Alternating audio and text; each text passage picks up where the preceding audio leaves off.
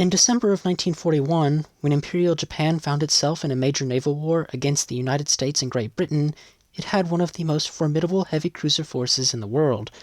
But, as this war progressed, the heavy cruisers were expected to fulfill more and more tasks, even as their numbers steadily depleted. This came to a head during the Battle of Leyte Gulf at the end of October 1944, when Japan's heavy cruiser force was effectively annihilated, with 6 heavy cruisers being sunk and the remainder suffering varying degrees of damage. In the case of the Haguro, it was struck once during the Battle of Leyte Gulf, specifically during the Battle of Samar on the 25th of October 1944, when a single 100-pound bomb struck its No. 2 20-centimeter main battery turret. This resulted in the turret's train being jammed 30 degrees to port, and the guns jammed at an elevation of 20 degrees. The ship could not be dry docked until the 5th of December 1944, nearly a month and a half after it had received its bomb damage. When it was dry docked, all repairs were made, and the guns from the No. 2 turret were removed, the turret was covered over, and it would never see proper repairs. Skip forward to the 3rd of May 1945, and Haguro was dry docked again, this time in the Mitsubishi dock at Keppel Harbor. During its 4 days in dry dock, all of its torpedo tubes would be removed, along with the torpedoes, and a fraction of the 8-inch ammunition would also be removed from the magazines. Its next mission would not be to operate as a warship, but rather a transport. It was tasked with running supplies to the Andaman Islands to support Japanese forces at Port Blair.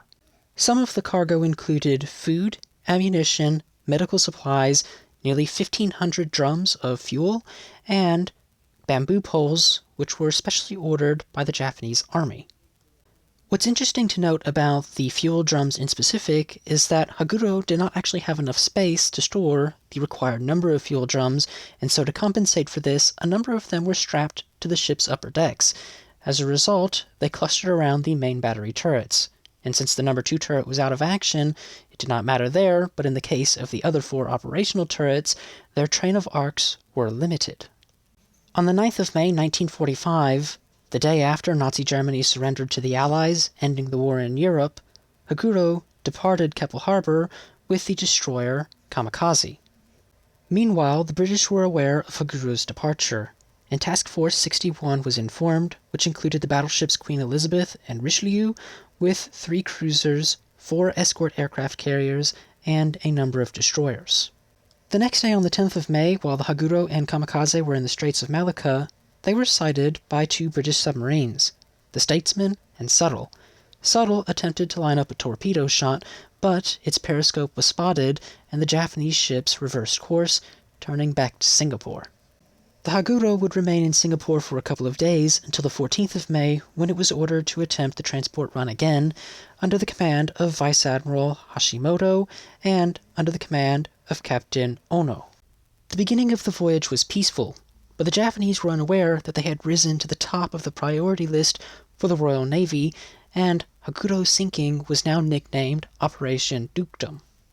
At 2:17 a.m., without being aware of Haguro's position, Admiral Walker ordered the implementation of Operation MITRE, which was the coordinated air and surface sweep of the Malacca Strait and South Andaman Sea for Japanese auxiliary vessels, though Haguro was the priority target. Lend-Lease B-24 Liberators of the Royal Air Force 222nd Air Group would coordinate with Task Force 61's aircraft carriers in the sweep of those 2 seas. At 10:50 a.m., Lieutenant Commander Fuller in Duty George, which was launched by HMS Shaw, spotted Haguro and Kamikaze heading southwest. At 13:30, it is also spotted by a B-24, confirming the sighting. At 13:50, HMS Emperor launched 3 Avengers, each armed with 4 500-pound bombs. By 1541, the Avengers had spotted Haguro and commenced attack runs, dropping all of their bombs, and reporting that they had scored at least 1 hit and 1 near miss, but in reality, all of the bombs had missed, and not one of the Avengers was shot down. The British were determined to get the Haguro, and so, rather than relying on the aircraft carriers, they dispatched the 26 destroyer flotilla comprised of the Samaras, Venus, Verulam, Vigilant, and Virago to hunt down the cruiser.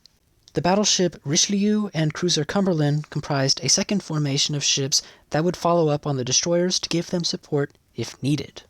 Captain Manly Power aboard the HMS Saumarez was in charge of the 26th destroyer flotilla, and he had made his action plan a semicircle or crescent shape to which Haguro and Kamikaze would steam directly into, allowing the British to fire on the Japanese ships from all sides, but preventing the Japanese from focusing the British ships in any effective manner. By 2240, the seas in the Malacca Strait were heavy, but the destroyer Venus's radar picked up Haguro at a distance of 34 nautical miles to the north, and the distance was closing. With an accurate reading on Haguro's position and course, the British destroyers realigned their formation, with a semicircle forming from the northwest to the south to the east. At 12:50 a.m. on the 16th of May, Haguro becomes aware of the British destroyer's presence, and it continues its southerly course, but begins zigzagging. Then, at 1:05, it reverses course to the northwest and attempts to flee, but strangely, at 1:10, it alters its course to the southeast, running right back into the destroyer's semicircle. At 1:14, all hell breaks loose when the British destroyers launch torpedoes and open fire with their main battery guns, using radar-guided control. The exact details as to what occurred aboard the Haguro during this time frame is difficult to piece together because the attack occurred in the middle of darkness in heavy seas. The British ended up claiming 8 torpedo hits, but Japanese survivors varied anywhere from 3 to 4 confirmed torpedo hits. What we do know is that the first torpedo struck Haguro at 1:20 in the vicinity of its number 1 20-centimeter main battery turret, resulting in the fuel drums within the vicinity of that turret exploding, causing intense fires. The Haguro's forward generator room floods, and the ship takes on a 15-degree list to port. Roughly 10 minutes after that, another torpedo strikes the ship in its port forward engine room, resulting in the engines going offline and the ship going dead in the water, and its port list increasing to 35 degrees. At roughly 1:40, Captain Ono orders the starboard engine rooms to be flooded to counter the port list, and shortly after he gave those orders, shells from the British destroyers ended up striking the bridge, killing Vice Admiral Hashimoto and many other personnel, but only wounding Captain Ono.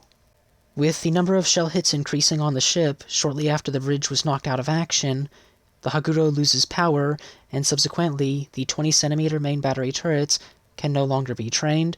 The ship is no longer able to respond to the threats before it.